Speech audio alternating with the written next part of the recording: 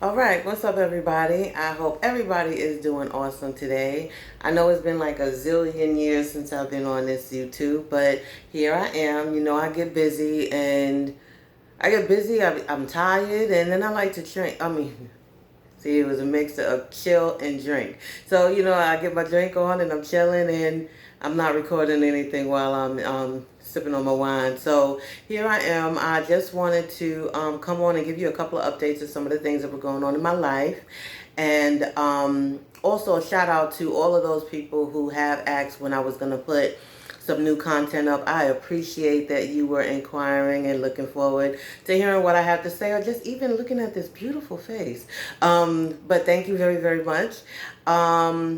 All right, so one of the things that I did not put on the channel that I wanted to share is that I am officially engaged. He put a ring on it, and we are still very happy, of course, still in the honeymoon stage of the relationship, and just hoping to stay in that mode for as long as possible, hopefully forever, and get stronger as the years go by. So yes, I am engaged to be married to my honey bunny.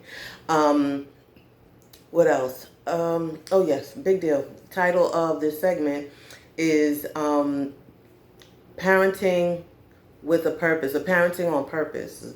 One of those that I entitled. I guess I'll finish it later on. But I wanted to talk about my next announcement, which is that my son graduated. No, he didn't graduate. My son joined the military. He joined the Army. And he's currently in boot camp. He is hating it. But I told him nobody loves boot camp. Nobody that's been in the military is loving that process.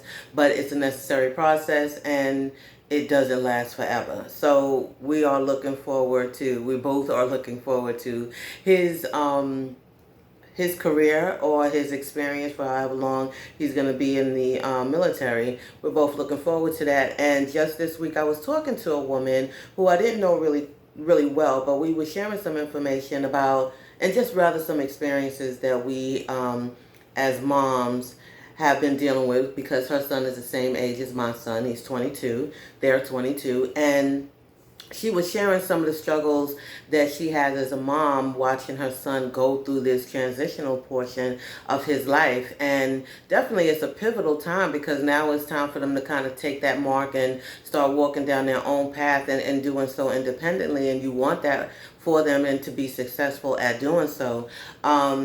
And I just shared a couple of things about my son, and about, who he is, and the things that the stuff that I put into him. And she was impressed. She was very positive, and she was very forthcoming with the fact that she like the things that I did with my son. And she used the word impressive many times. And when her and I finished our conversation, it made me kind of reflect back on some of the things that my girlfriends and some strangers have said about my son over the years. And I just started collectively thinking about all the things that people have said. And this, in a sense, is me publicly patting myself on the back for a job well done. I did that, okay? Now, not to say that I am parent of the year or mom of the 22 years, not at all. I'm very humble about who he is and what I put into him. And, of course, I made mistakes. Nothing's perfect. But I think I learned a lot from my mistakes, and I tried to do better the next time whenever we did encounter anything.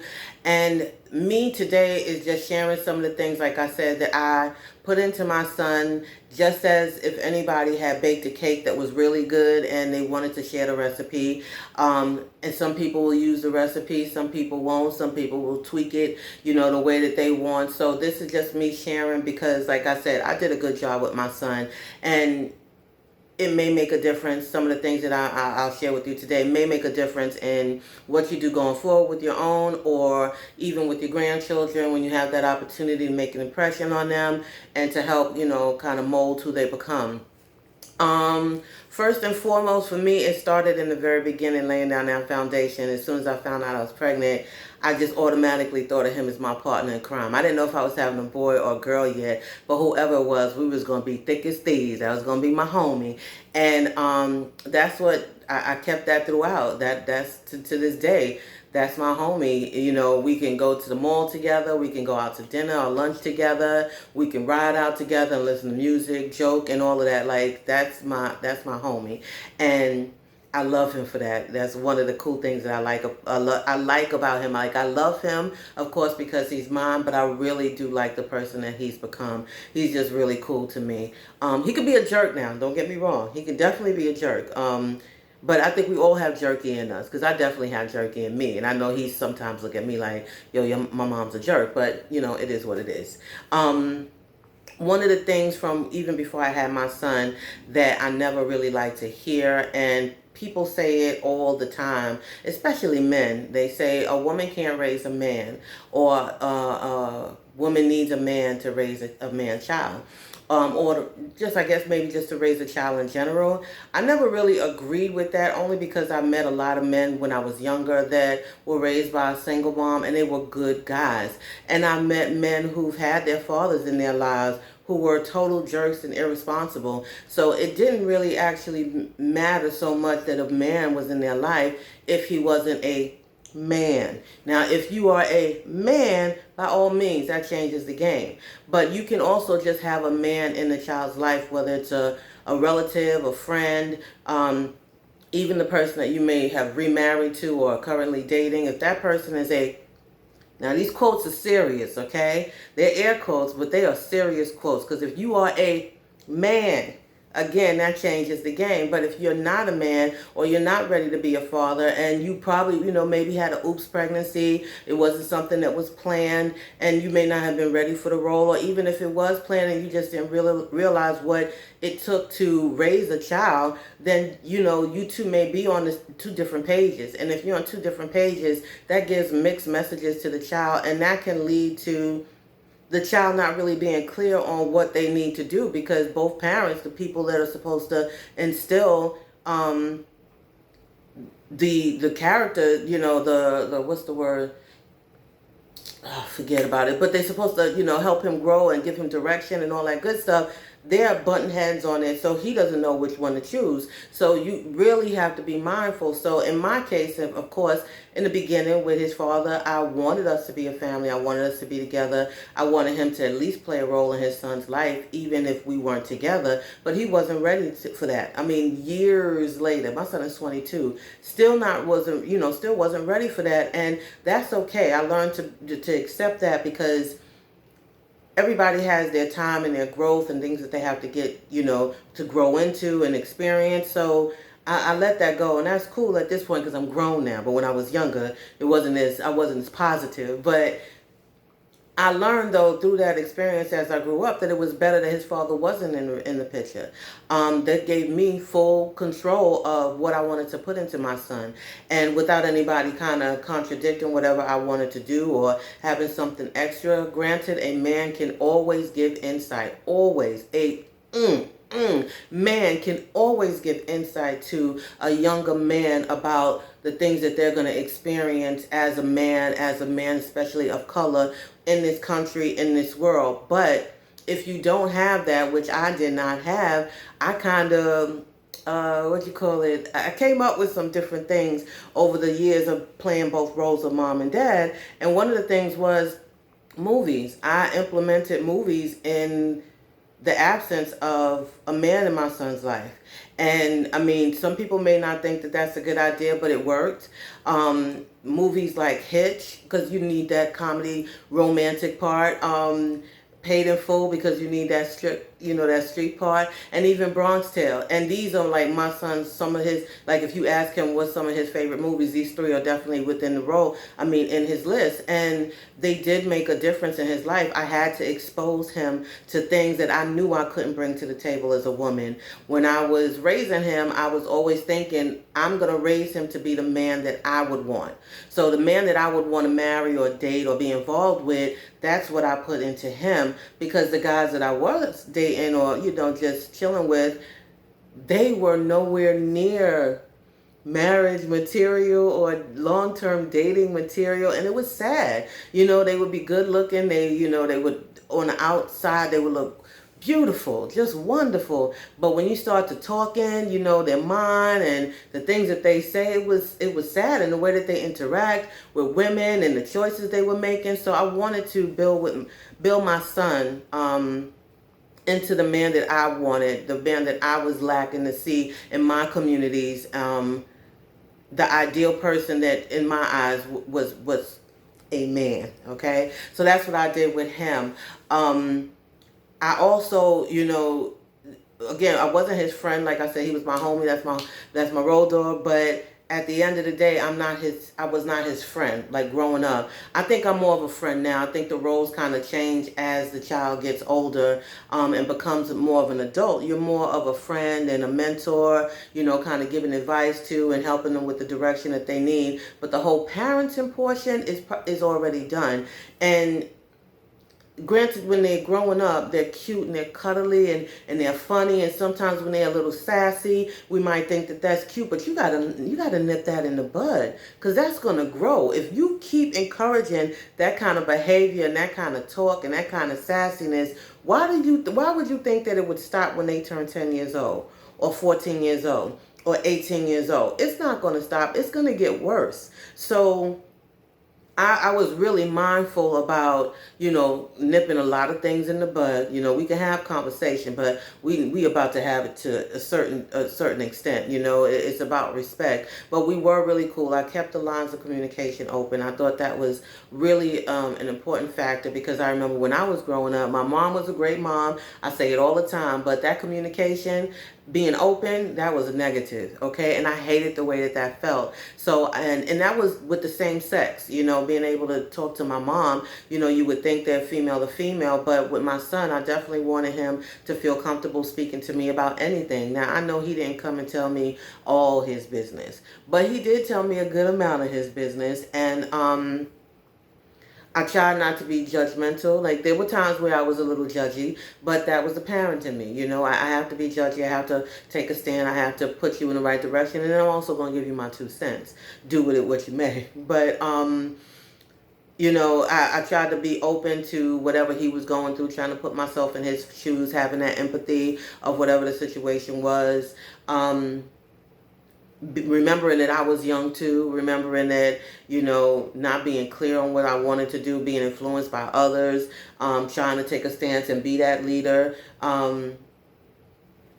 wanted to be, explore sexual things. I took my son to the store and I told him to buy the condom. I took him to the section, pick out a condom, and I suggested he pick out the variety pack so he can get to know himself and see what it is that he likes.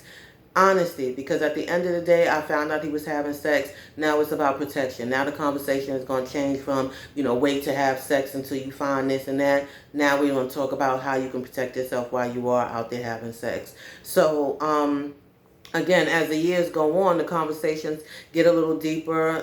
It's real cool when they're little. I always tell people, when they're small and they're crying, you're thinking about, oh, I got to get up and feed them. Oh, I got to change these diapers. Oh, I got to get them to daycare. That's easy peasy. Okay? I mean, that part, when you look back at it, and I don't know if a lot of people look at it this way, but when I look back at that portion of raising a child, that part is like butter to me. I got that. Even if I had to do it again, that part is easy. The part that I find that is really challenging is when they start to grow and they kind of have a mind of their own and they want to, start exploring, testing bounds.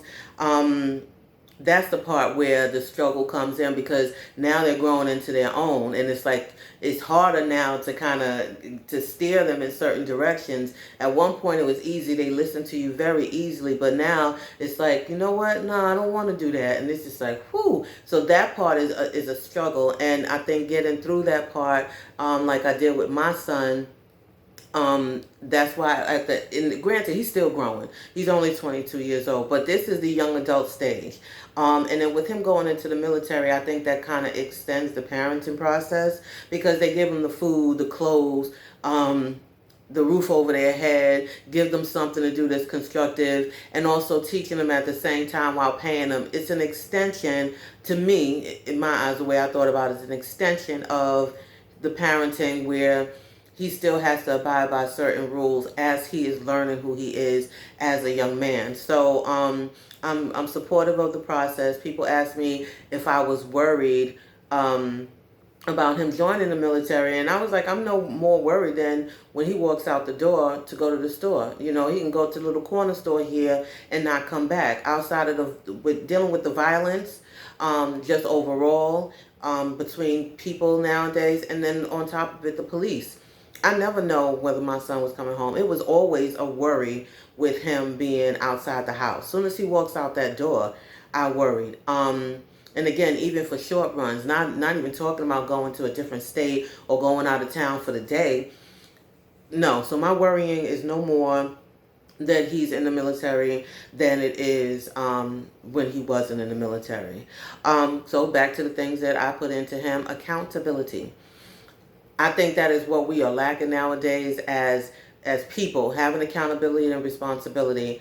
I think that's very important because you're building a person. You just don't have this little sweet cute toddler and then this preteen, and then the teens. You're building along the way so that this person could become that independent person where they don't have to come back to your house.